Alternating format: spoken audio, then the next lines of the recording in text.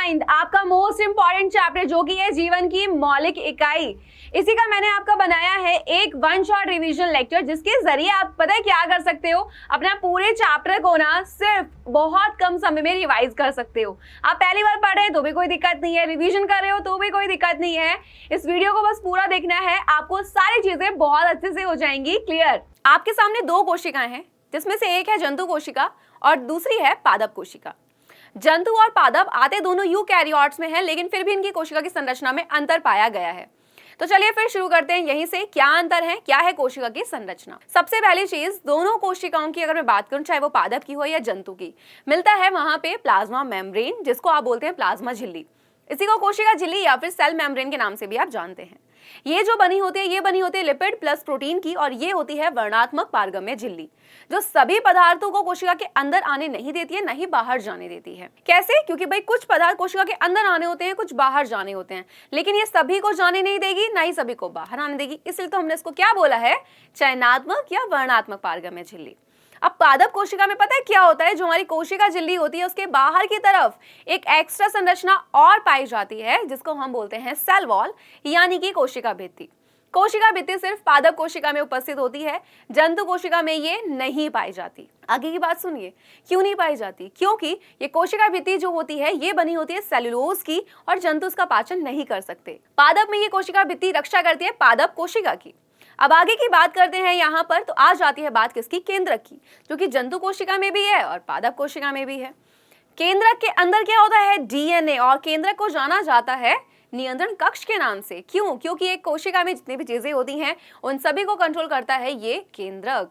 और डीएनए जो कि होता है आनुवांशिक पदार्थ, डीएनए का पूरा नाम डीऑक्सीराइबो न्यूक्लिक एसिड, ये बड़ा होता है केंद्रक में क्रोमेटिन धागों के रूप में, लेकिन जैसे ही हो जाता है कोशिका विभाजन, ये आ जाता है गुणसूत्र की फॉर्म में। आगे आ जाइए, बात आई किसकी, आपका साइटोप्लाज्म यानी कि कोशिका द्रव्य की।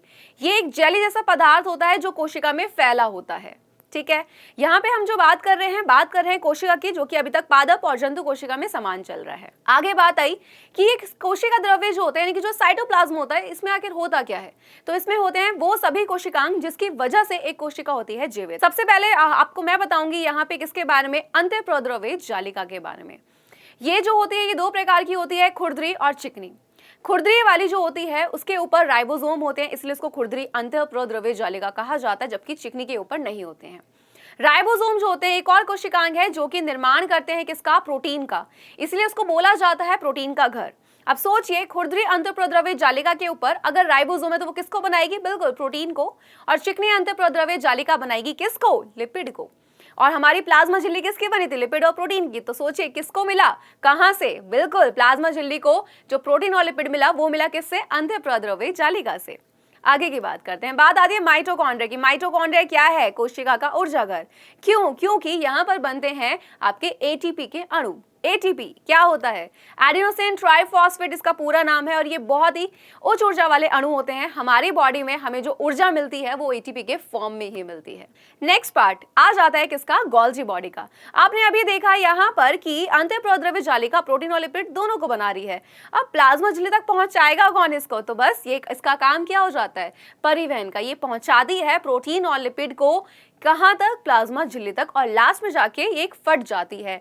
ठीक है, जैसे जब हम कभी घूमने जाते हैं, हम अपना सामान पैक करते हैं, तो उसी तरीके से हमारी जो वही कोशिका होती है उसके अंदर जो ये गोल्जी बॉडी है, ये एक रिक्तिका बनाता है जिसके अंदर प्रोटीन जाएगा, और साथ ही साथ जो हमारी चिकनी अंतःप्रद्रव्य जालिका है वहां से लिपिड जाएगा, पैक होगा, आगे आगे जाएंगे, परिवहन होगा यानी कि, और साथ साथ एक टाइम बाद वो फट जाएगा और प्रोटीन और लिपिड बाहर निकल जाएगा, जिसकी वजह से प्लाज्मा झिल्ली को प्रोटीन और लिपिड मिल जाता है। ओके, नेक्स्ट आ जाता है आपका लाइसोसोम। लाइसोसोम जिसको बोला जाता है कोशिका की आत्मघाती की थैली।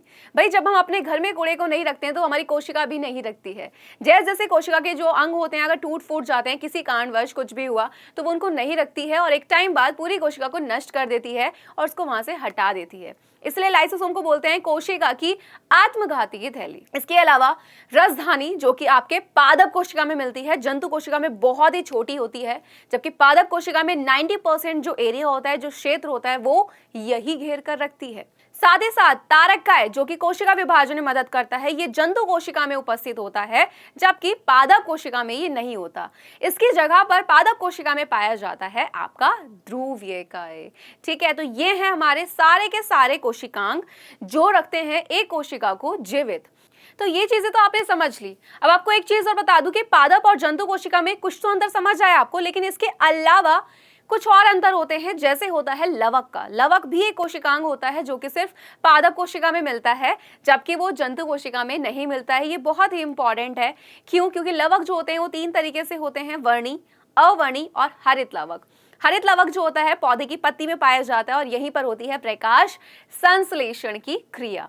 तो ये आपको याद रखना है कि एक पादप और एक जंतु कोशिका में फर्क क्या होता है, रसायनिक का, तारककाय का, साथ ही साथ आपको ध्यान रखना है लवक, जो कि बहुत बड़ा डिफरेंस होता है, और इससे भी बड़ा डिफरेंस कोशिका भित्ति। तो बहुत ही आसान तरीके से मैंने आपको पूरा रिवाइज करा दिया है जीवन की मौलिक इकाई वाला जो चैप्टर है। ठीक है, आई होप आपको मजा आया है, समझ आया है। बने रहे ऐसे ही वीडियोस को देखने के लिए हमारे साथ डाउट नट न्यू 9 पर।